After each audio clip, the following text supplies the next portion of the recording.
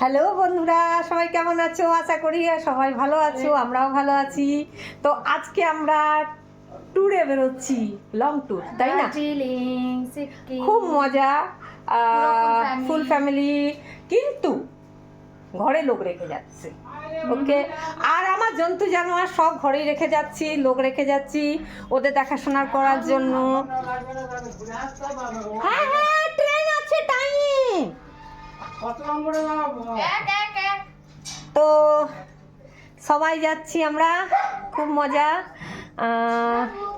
ট্রেনের এখন টাইম আছে, তাও আমরা একটু তাড়াতাড়ি বেরোচ্ছি। তো